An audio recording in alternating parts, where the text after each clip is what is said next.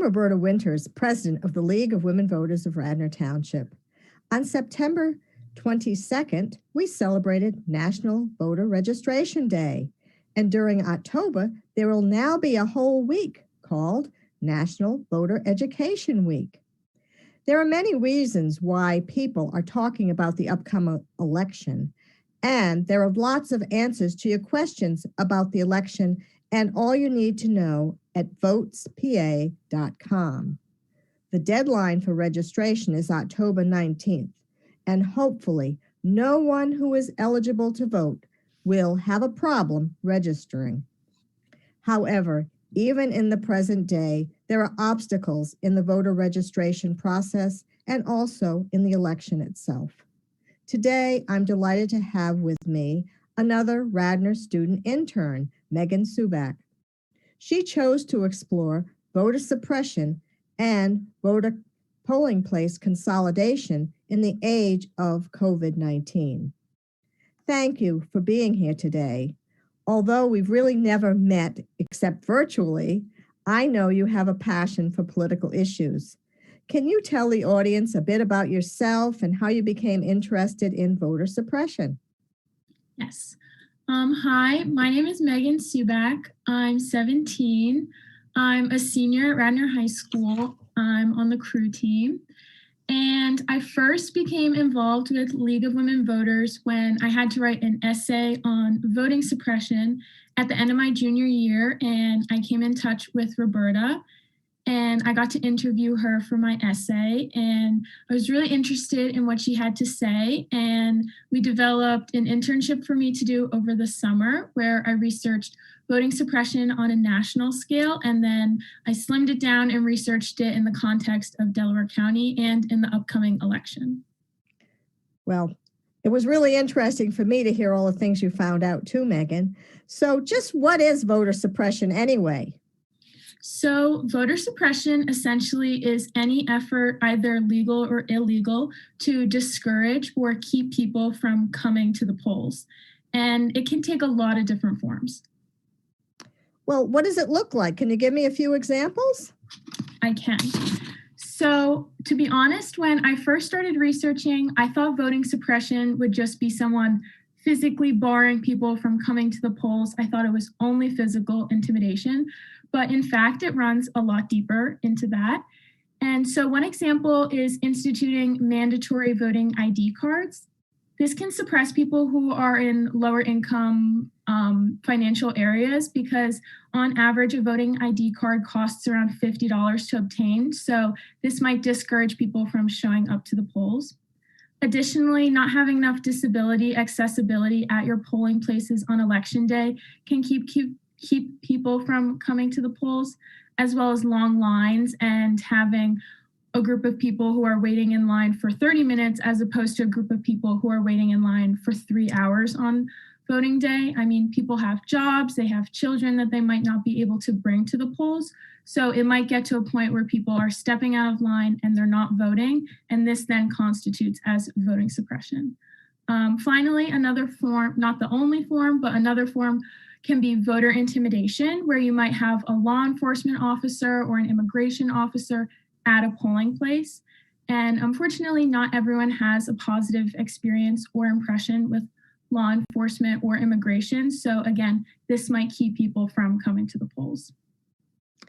Well, there are certainly lots of clear examples in other states. Today I was listening on the radio and they said that some places where people want to get a mail-in ballot, they have to have a Xerox copy of their voter ID, and they also need to have it notarized or signed by 2 witnesses. And in COVID-19, that's a real problem for people who even just want to get a mail-in ballot.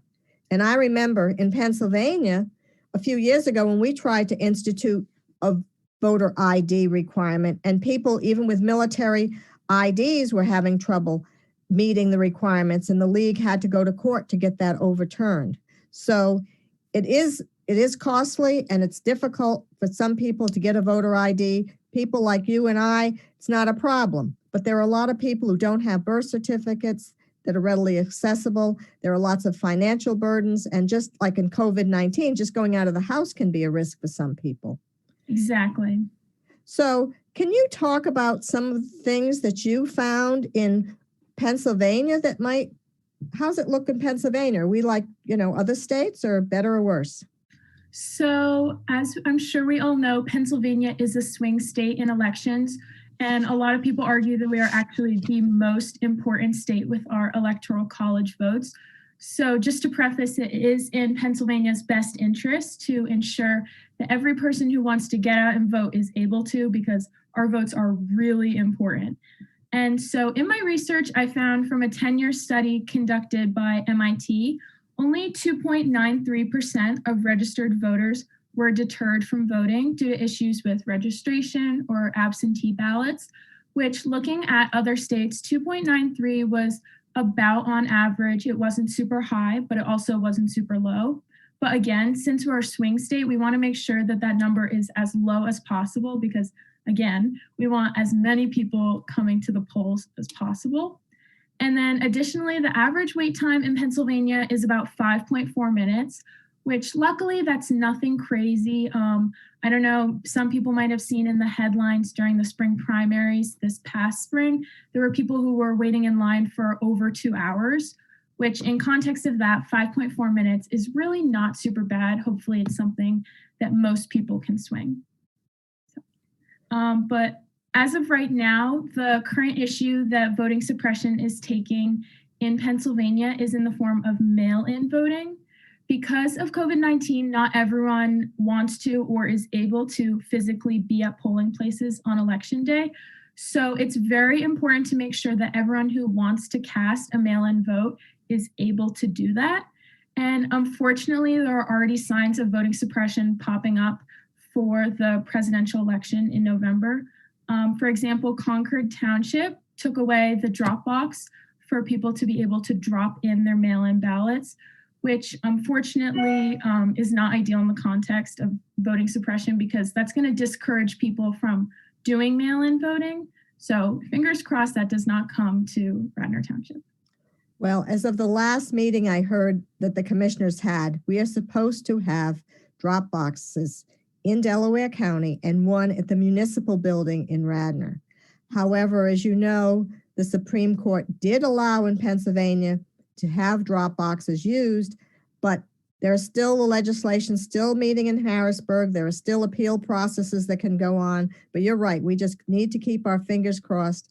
And the other thing that's really important to remember is people who are doing mail-in ballots can only put in their own ballot in a drop box. So you can't take your neighbors with you. You can't take your husband or wives with you or your kids with you. Or you can't drop your mom and dad's off. They can only put in their own ballot in a drop box. And that's really important. And there's always a drop box at the county seat and media in the government center. So people, if they're always stuck and they can't find it, there'll be one in media. And actually these drop boxes were paid by a grant money in Delaware County. So it's not even costing the taxpayers money. So hopefully we'll see it in the days ahead, and hopefully people who've been waiting for that mail-in ballot will be getting them because I understand because of the Supreme Court decisions, they now know who's on the ballot and they can begin to print them and hopefully get them out to those people who are waiting for those mail-in ballots. Exactly. So do you think there is any voter suppression here in Radnor based on what you've been studying? So that was my exact research question over the summer. I set out looking for it. And to do so, I tried to map out all the financial sectors between the different wards and precincts. I looked at how many people were going to each ward, where people were voting. And I also spoke to the Radnor, former Radnor Commissioner John Nagel about it because besides you, he probably knows as much as there is to know about voting in the town. And as of now, I would say that Radnor is doing fairly well on discouraging any methods of voting suppression. For the most part, people are getting equal access to the polls.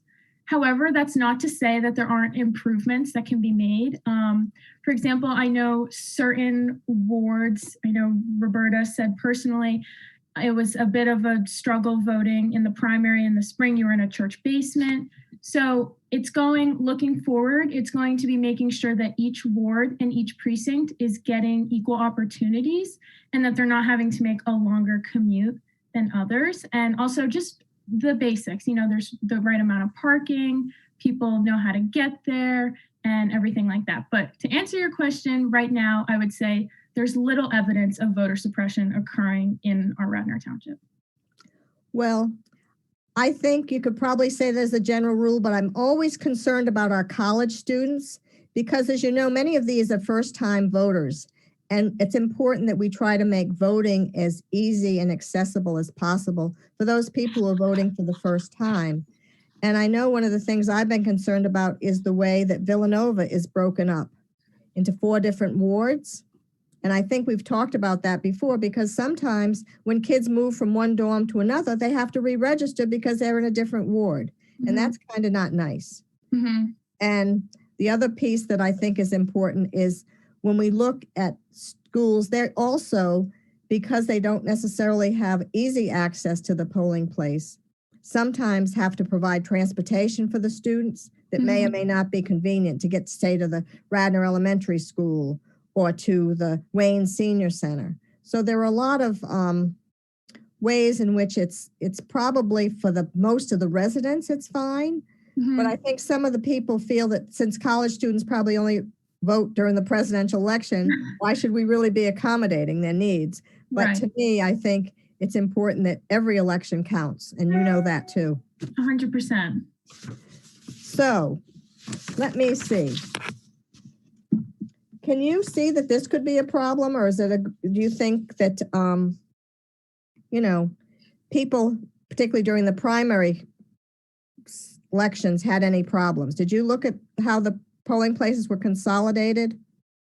I did. I mapped out where all the different polling places were in a pre-COVID era. And then I looked at on the township, there's a great resource where you can punch in your address and it'll tell you where you're voting now because they've been changed. So I looked at the difference. And before COVID, there were 15 polling places servicing Radnor Township. And that's been consolidated to only 5. And they did this because certain buildings were just not equipped to host an election day with all the social distancing regulations. So they consolidated it to mainly township buildings. And I looked also at the different the different commuting times for each people going to each ward. And on average, the highest amount of minutes added to the drive was 4 minutes. And that was for Ward 1 and Ward 7, which compared to the 4.5 minutes, or 5.4 minutes you spend waiting in line, that's nothing crazy.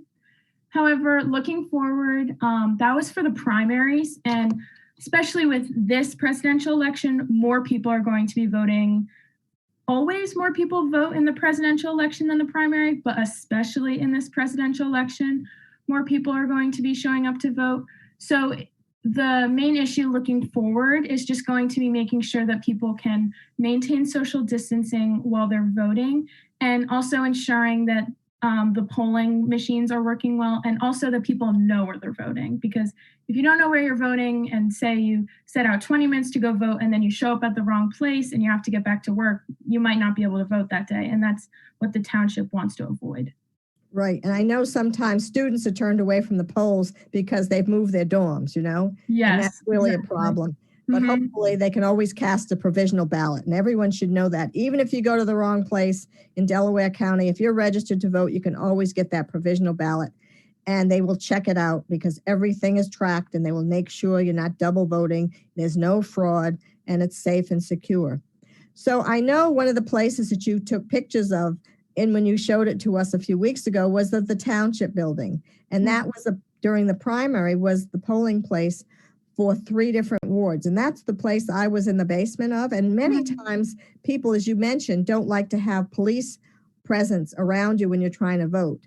So the township building in some places is really good, but in other places you're voting right next to the police cars and the police stations. So I think as we've looked to make polling places, I've been working with the Republican and Democratic chairs to find polling places, and we now have good polling places that have very limited consolidation. So hopefully it'll work very well for everyone.